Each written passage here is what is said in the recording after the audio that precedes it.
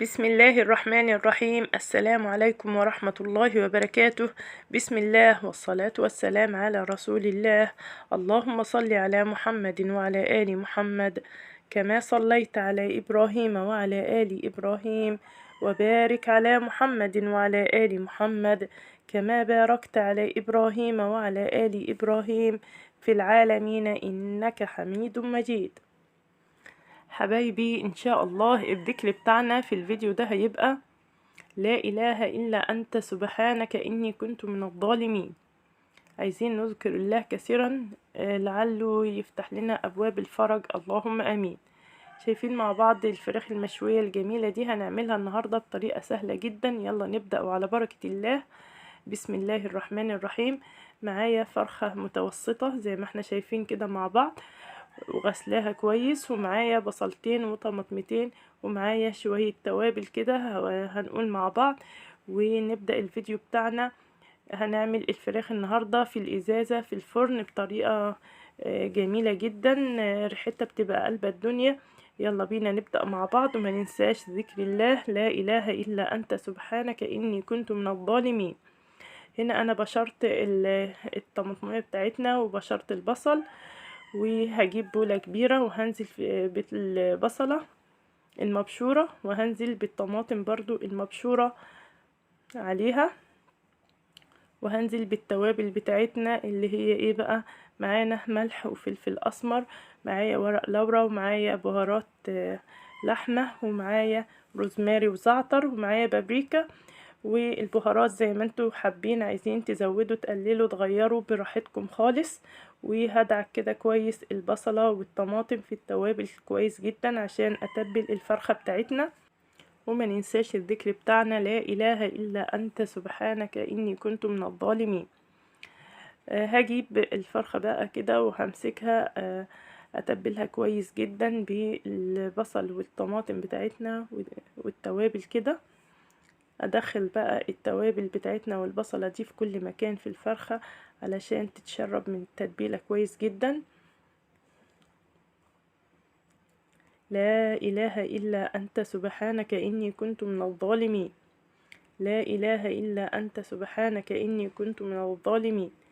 هنزل كمان بشوية زيت كده علشان لما ادخل الفرخة بتاعتنا الفرن تتحمر، تاخد اللون الجميل، وهي بتتشوي كده تاخد اللون الجميل.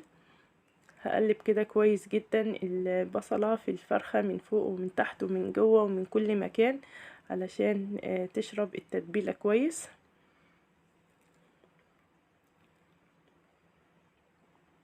وهركن بقى الفرخة بتاعتنا دي على قد الوقت اللي يناسبني، على قد ما اقدر. انا النهاردة ركنتها 4 ساعات.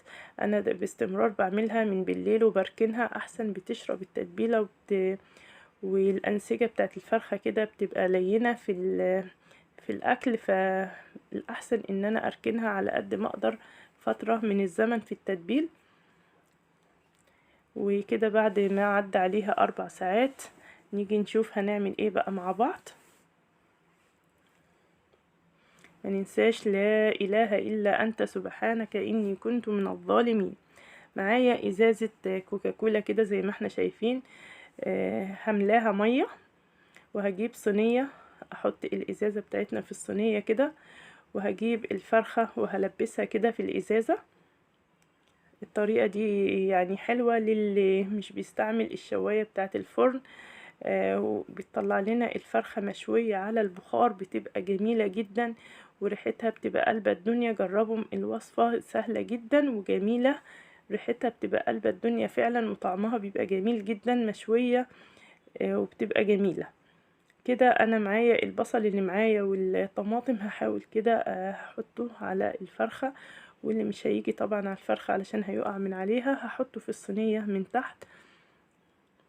ومعايا الكبدة والقنصة بتاعت الفرخة برضو هحطها في الصينية كده.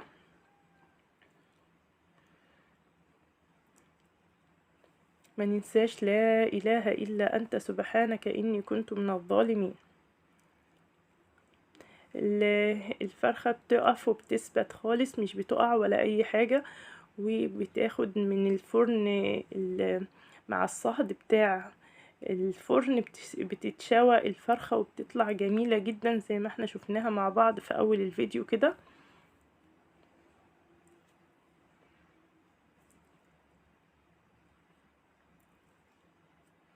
هنا هزود بقى في الصينية بتاعتنا مية، علشان المية دي لما بتغلي البخار بيطلع على الفرخة، فانا هزود مية. ولو نشفت معايا في الفرن وهي بتستوي بزود كل شوية شوية مية، علشان لازم الصينية بتاعتنا ما تتحرقش، عشان البخار يطلع على الفرخة تستوي كده زي ما احنا شايفين مع بعض منظر الفرخة.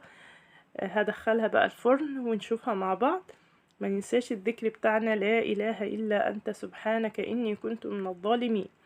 انا كده مولعه الفرن بدرجه حراره متوسطه او عاليه كمان، مش هتضر في حاجه. بتقعد معايا بتاع ساعه، ساعه ونص، وبتخرج من الفرن بالجمال ده. هنشوفها مع بعض. ما ننساش كده هي احتاجت معايا الصينيه نشفت اهيت، فانا زودتها ميه علشان تغلي والبخار يطلع على الفرخه تستوي. وهنعمل بقى مع بعض شوية رز اصفر كده علشان نقدمه مع الفراخ المشوية. معايا هنا معلقة سمنة وشوية زيت صغيرين، وهنزل فيهم ببصلاية متقطعة ناعم.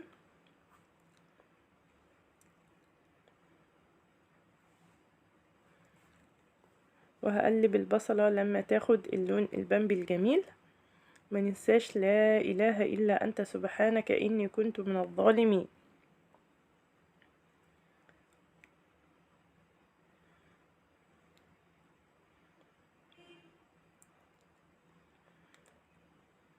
هنا البصلة بتاعتنا يعني بدأت تدبل اهيت. هنزل عليها بعود قرفة خشب، عودين قرفة خشب، وليمونة لومي، وقرنين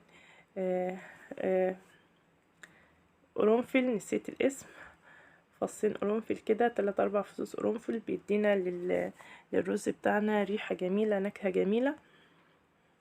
وهقلب كده التوابل الجافة دي علشان ريحتها تخرج مع البصلة.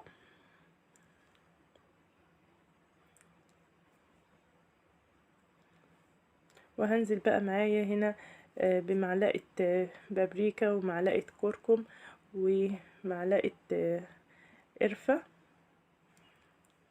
وهقلب كويس جدا لما ريحة التوابل تخرج.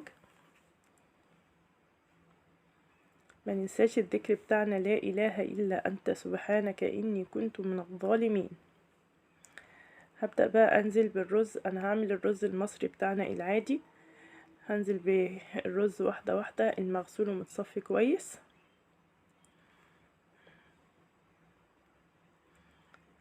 لا اله الا انت سبحانك اني كنت من الظالمين.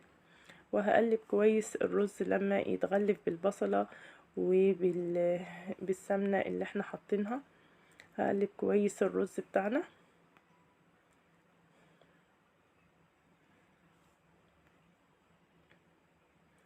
لا اله الا انت سبحانك اني كنت من الظالمين.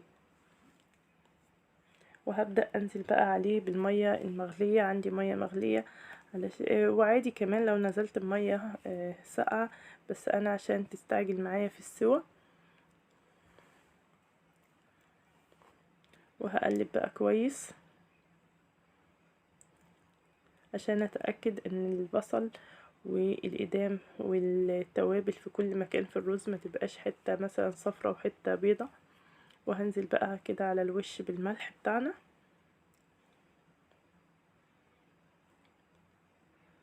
وهغطي الحلة وهسيبها لحد ما تستوي خالص.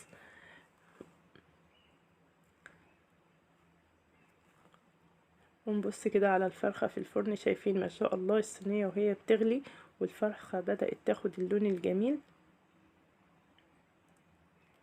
لا إله إلا أنت سبحانك إني كنت من الظالمين.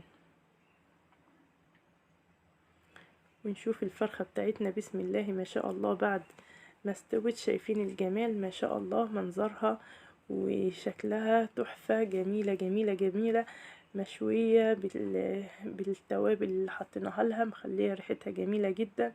والفرخة اخدت اللون الجميل. شايفين ما شاء الله المنظر، بسم الله ما شاء الله، جميلة جدا. جربوا الطريقة هتعجبكم ان شاء الله. والازازة زي ما هي ما جرالهاش اي حاجة، مش بتفرقع في الفرن ولا بتتكسر ولا اي حاجة.